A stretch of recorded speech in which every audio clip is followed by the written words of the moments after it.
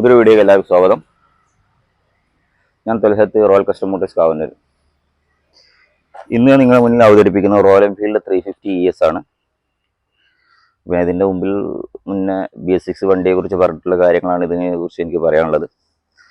സാധാരണ യൂസ്ഡ് മാർക്കറ്റിൽ ഫിനാൻസുമായിട്ട് ബന്ധപ്പെട്ട്, അതായത് ഫിനാൻസ് ചെയ്യാൻ ആഗ്രഹിക്കുന്ന ആളുകൾ ഏറ്റവും കൂടുതൽ നോക്കുന്ന വണ്ടി പുതിയ മോഡൽ വണ്ടിയായിരിക്കും. 5 വർഷത്തിൽ കൂടുതൽ പഴകാത്ത വണ്ടികളായിരിക്കും ഫിനാൻസ് ചെയ്യാൻ വേണ്ടി ആളുകൾ ചൂസ് ചെയ്യാം. അപ്പോൾ അതുകൊണ്ട് തന്നെ ഈ ഒരു വണ്ടി അത്യാവശ്യം ആളുകൾ എൻക്വയറി ഉള്ളൊരു വണ്ടിയാണ് 350 ES എന്നുള്ളത്.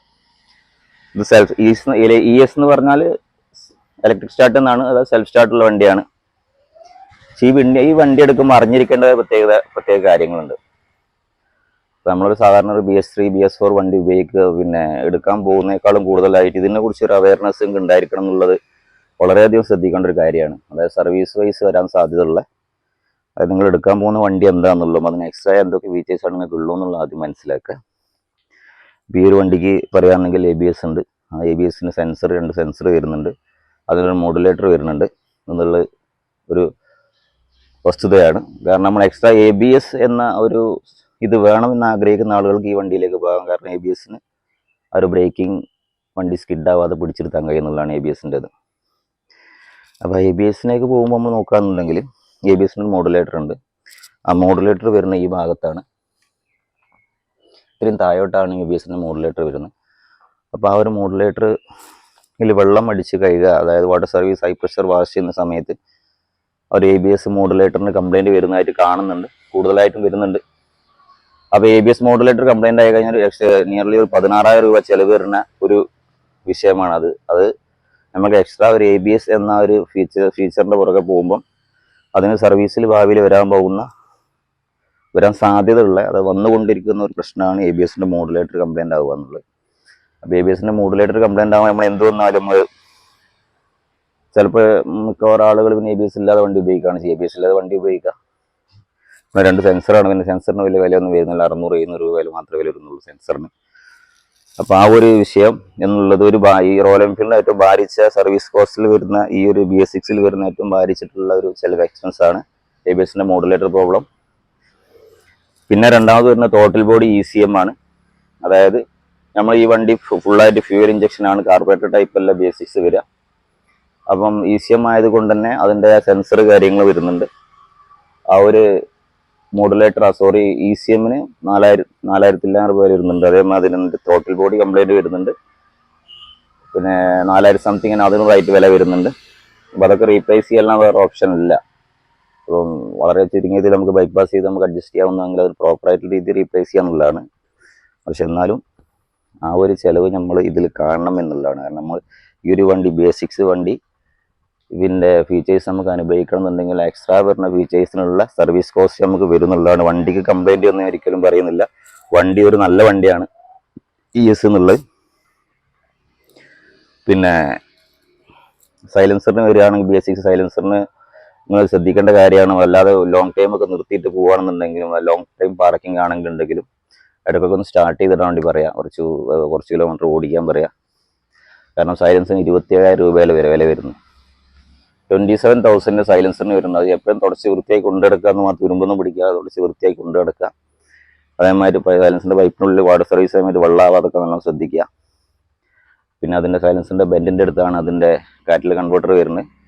അപ്പോൾ കാറ്റലിക് കൺവേർട്ടറിനും അതിനും ഒരു 10-12 രൂപ അതിനും വില വരുന്നുണ്ട്.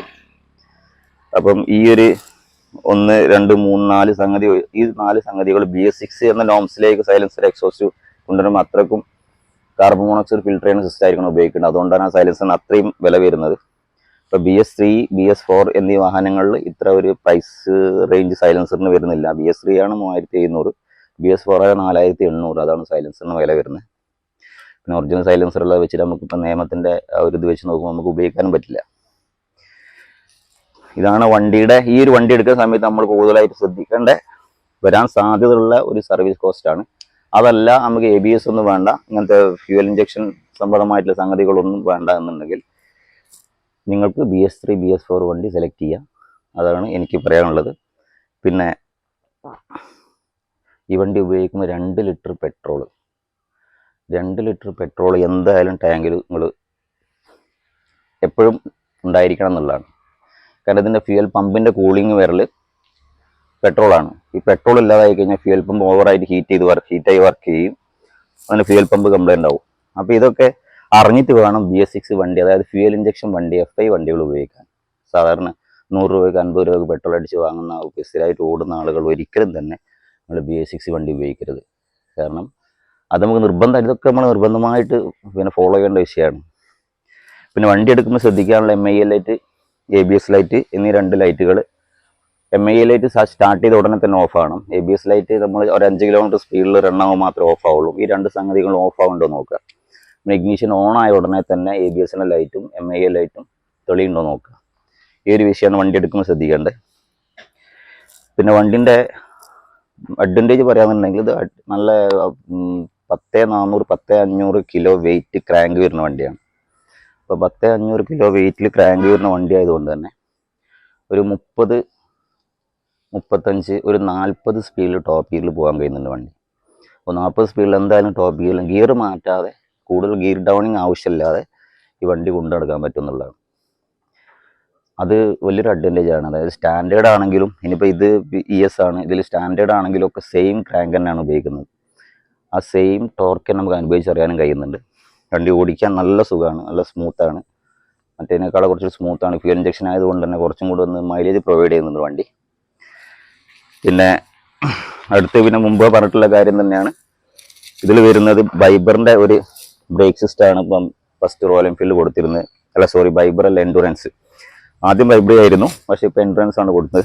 അപ്പോൾ അതിന് തന്നെ ഈ കാലിപ്പർ അയക്കുന്ന സമയത്ത് അയച്ചപ്പോഴും ഒന്ന് ക്ലീൻ ചെയ്യണം, അതിൻ്റെ ആമൊന്ന് ക്ലീൻ ചെയ്യണം. ഡിസ്ക് ബ്രേക്ക് പാഡ് മാറ്റുന്ന സമയത്ത് അതില്ലെങ്കിൽ അത് ആ ഒരു കാലിപ്പർ കംപ്ലൈൻ്റ് ആവാനും അത് കൂടുതലായിട്ട് റീപ്ലേസ് ചെയ്യേണ്ട ഒരു ആവശ്യം വരാറുണ്ട്. അതുകൊണ്ട് ആ ഒരു വിഷയം ശ്രദ്ധിക്കുക. അപ്പം ബാക്കിയുള്ള കാര്യങ്ങൾ 28 Nm ടോർക്കും അത് 19 സംതിങ് പവറുമാണ് ഇതിന് വരുന്നത്. അത് ക്രാങ്ക് വെയിറ്റ് ഉള്ളത് കൊണ്ട് തന്നെ ക്ലാസിക്കിൻ്റെ മാതിരില്ല, ഹൈ സ്പീഡ് കുറച്ച് കുറയും. അതായത് ഹൈ സ്പീഡിൽ പിന്നെ ക്ലാസിക്കിൻ്റെ കമ്പനി ഹൈ സ്പീഡ് കുറച്ച് കുറയുമെങ്കിലും ലോ സ്പീഡിൽ കുറച്ച് ഗിയർ ചേഞ്ച് ചെയ്യാതെ കൊണ്ടുനടക്കാൻ പറ്റിയ, സിറ്റിയിൽ കൊണ്ടുനടക്കാൻ പറ്റിയ നല്ലൊരു വണ്ടിയാണ് ES. പിന്നെ നിങ്ങൾക്ക് അതല്ല, ഈ ഒരു പ്രശ്നങ്ങളൊക്കെ, ഞാനീ പറയുന്ന പ്രശ്നങ്ങളൊക്കെ വലിയൊരു പ്രശ്നമായിട്ട് തോന്നുന്നുണ്ടെങ്കിൽ നിങ്ങൾ BS4ലേക്ക് BS3ലേക്ക് പോവുക. അത് മാത്രമേ ഇതിന് വേറൊരു ഓപ്ഷൻ ഉള്ളൂ. അതായത് ഈ ഒരു ഞാനീ പറയുന്ന സംഗതികളൊക്കെ ഭാവിയിലേക്ക് വരാൻ സാധ്യതയുള്ള ഒരു കംപ്ലയിൻസ് ആണ്. അപ്പോൾ ഈ ഒരു കംപ്ലയിൻസ് നിങ്ങൾ മുൻകൂട്ടി കാണുക തന്നെ വേണം. അതിനനുസരിച്ച് ഈ വണ്ടിയെ നിങ്ങൾ പരിപാലിക്കുക എന്നുള്ളതാണ്. അതായത് നമ്മൾ കാലത്തിനനുസരിച്ച് മാറ്റം വന്നൊരു വണ്ടിയാണ്, അത് നിർബന്ധിതാവസ്ഥയിൽ മാറ്റം വന്നൊരു വണ്ടിയാണ്. ആ വണ്ടി ഉപയോഗിക്കുമ്പോൾ നമ്മൾ എങ്ങനെ ഉപയോഗിക്കണം എന്നുള്ളത് മനസ്സിലാക്കുക എന്നുള്ളത്. അത് ഈ ഒരു വണ്ടിയുടെ മൊത്തത്തിലെ കംപ്ലയിൻ്റ് ആയിട്ട് ഞാൻ പറയുന്നില്ല. നമ്മളെ മിസ്യൂസ് കൊണ്ട് മാത്രമാണ് ഇങ്ങനത്തെ പ്രശ്നങ്ങളൊക്കെ വരുന്നത്.